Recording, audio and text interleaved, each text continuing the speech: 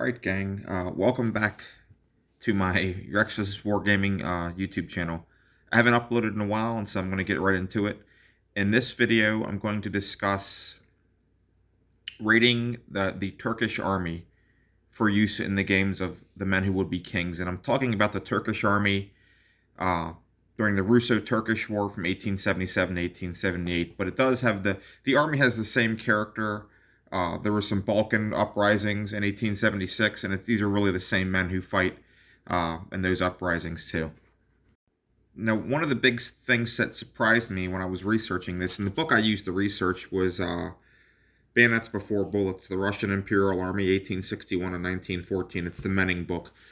I couldn't find a lot of sources on the Turkish army other than that, but it does give a very good overall picture of the nature of the Turkish army. And one of the things that struck me as being pretty interesting is that the Ottoman army, I'm going to call them the Turks throughout the video, but the Ottomans, that army, depending on what kind of games you'd like to play, say you were playing something like Black Powder versus something like the Men Who Would Be Kings or any other skirmish game, it's really a different army. You always think of the Ottoman army, the Ottoman Empire, in the 19th century as being something that has a lot of antiquated features to it. They use a lot of irregulars. They have a lot of inefficiency in the upper levels of the army, which is true. But at the individual level, the soldiers are very brave. They fight very ferociously.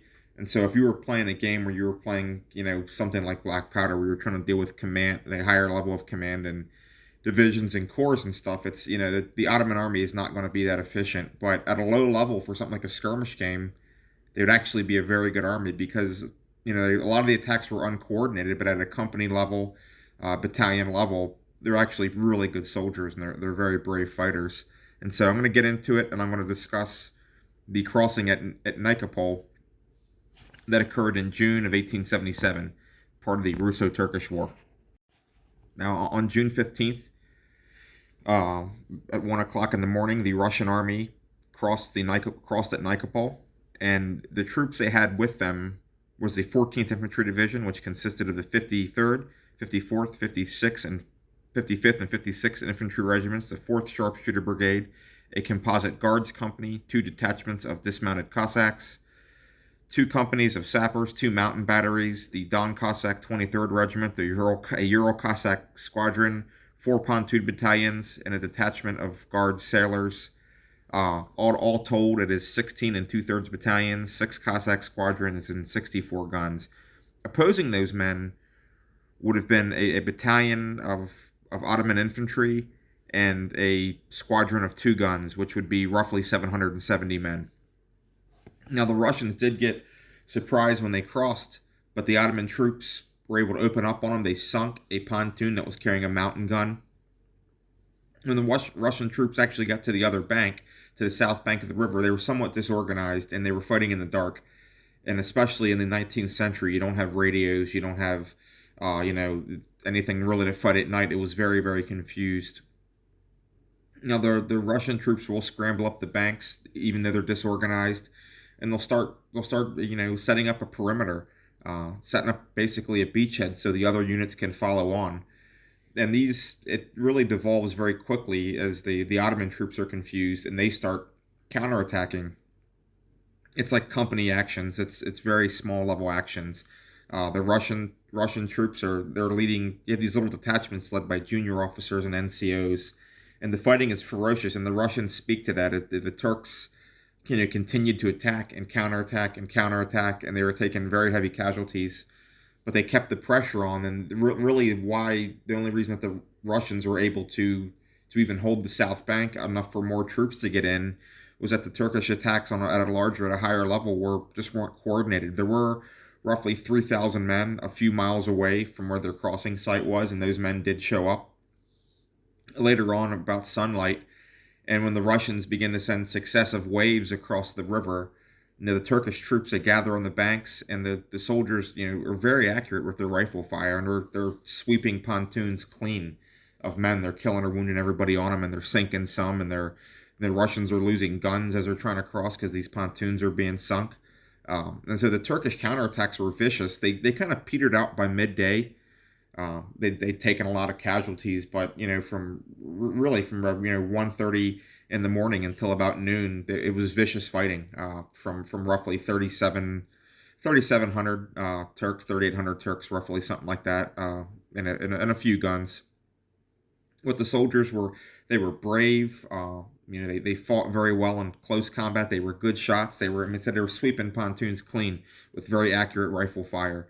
And so, on an individual level, if you're talking about a game like the Men Who Would Be Kings, I would rate the Turkish troops as regular troops. I wouldn't give them any positive modifiers, but I wouldn't give them any negative modifiers. I mean, they were fantastic soldiers. The army starts to fall apart at really the higher levels because they don't have a lot of staff colleges. A lot of the officers, and I'm not sure if it refers to like regular officers or what, but they weren't very literate, and so that was a big problem too. Furthermore, they fought the Russians and the Ottomans. They fought 3 battles at Plevna, and then they actually fought some fighting along the Sofia Road, which served as a supply line for Plevna. They had Plevna under siege, and the really the first 2 battles of Plevna, really the third one, were very violent. They're very disastrous for the Russians, but the Turkish troops fought incredibly well at Plevna. I mean, they were counterattacking. That's something they were good at. Was they cut company and battalion level? They were actually really good. They were very solid. They were aggressive, and the soldiers were quite brave. And even along the fighting and some of the fortresses on the Sofia Road, it really came down even between the Russians and the Ottomans to small unit fights. We're talking sometimes a handful of individuals moving forward under fire, lower enlisted guys and NCOs kind of carrying the fight, not so much the officers. And so the war really provides a lot of opportunity for anybody who's interested in skirmish gaming. Now, as far as using these troops in the games of the Men Who Would Be Kings, how do we rate them? Well, first, let's start with the infantry. You really have 2 types at this time. You have, 2 types of normal infantry. You have the regular army infantry, and you have the Army Reserve infantry. A lot of the reservists had been in service since the 1876 Balkan Uprising, those campaigns, and so the men who'd fought in the Russo-Turkish War, even if they were reservists, a lot of them actually had a lot of field experience, and so they weren't in a performance level. They weren't really different than the regulars. Their arms for the regular troops, and primarily, was the Peabody Martini rifle. Very similar to a Martini Henry. It's a good rifle. They also had Snider Enfields. I don't know how many of those were ex-British guns. Some may have been weapons bought on a trade. They also had Snider Springfields.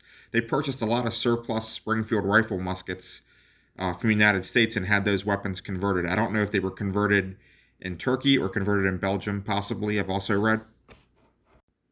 And they had Winchester 1866 muskets. This is a Winchester 1866 rifle. It's 44 rimfire, it's lever action, but these weapons had longer barrels and they took a socket bayonet. So if I'm going to rate the infantry, I would just rate those men as regular infantry, no modifiers, if they're armed with Snider Enfields, Snider Springfields, or Peabody Martinis. If they're armed with the Winchesters, I would give them sharpshooters, and that's going to represent, a higher hit probability because they have a higher rate of fire. You may want to represent some reservists, depending if they're reservists that were recently called up. You could either make them, I'd probably just make them poor shots because I don't know that the troops are ever really unwilling. They're always sort of tough. Rating the regular cavalry is fairly straightforward. I would just use the entry for regular cavalry. I might make some lancers. Unfortunately, there is no option for like sharpshooters, and a lot of the cavalry did have the Winchester 1866 carbine. So in that case, you may just want to use them as mounted rifles and give them sharpshooter. The artillery, again, is fairly straightforward. I would just rate them as well-drilled guns. And they were equipped well with Krupp C-64s and C-73s this time. The C-64s should be on iron carriages. And so if you can find a model with an iron carriage, go for it. But C-73s and 28 millimeter are pretty well available. Here's a picture of some naval troops. I don't know how you'd rate them. I don't really see them mentioned. The last troop type I'd like to talk about, and it's going to be one of the more ones that's open to your interpretation if you're going to war game, are the Bashi Bazouks, the irregular troops of the Ottoman Empire. And these guys were used in wide numbers. A lot of times they showed up whether the army wanted them to or not. And they're going to be they're kind of like, they're going to be your classic like horde type guys. They're going to be raping and pillaging and burning stuff and They're sometimes used by the army to gather in resources and harass the enemy, classic small war. Um, and sometimes they will fight in larger engagements and sieges.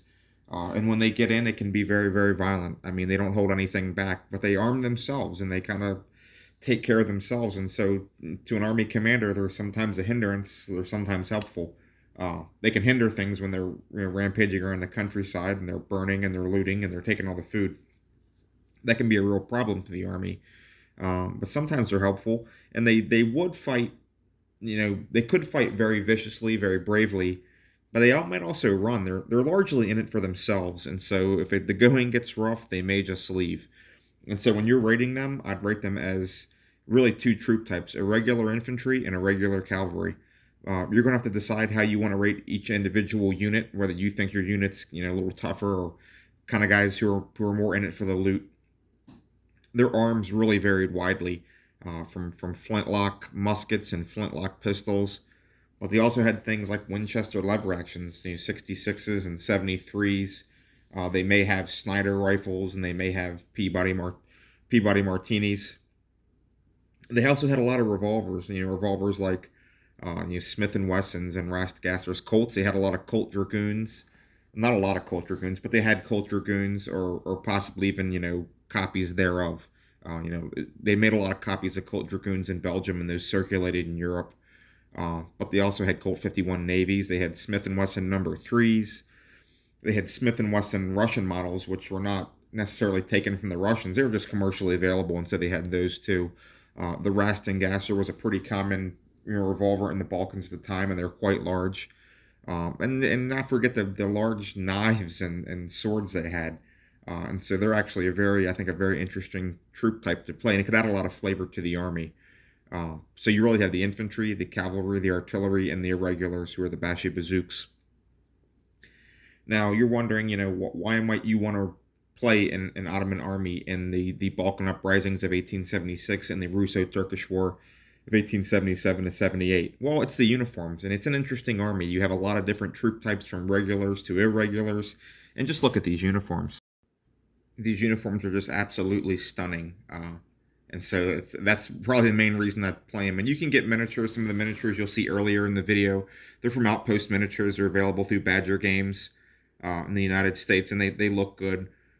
I haven't uploaded in a while. I recently moved. I moved to Arkansas, and so I've been busy unpacking. I started a watermelon patch, and so that's why I haven't uploaded in a while. And I've been trying to paint. I've been trying to paint some Bavarians, because the humidity has been here up until recently, where I couldn't prime my Afghans. And so, as I say with every video, leave a comment or dislike it. I didn't realize you could dislike it. So if you don't like it, you think it sucks, dislike it, or like it.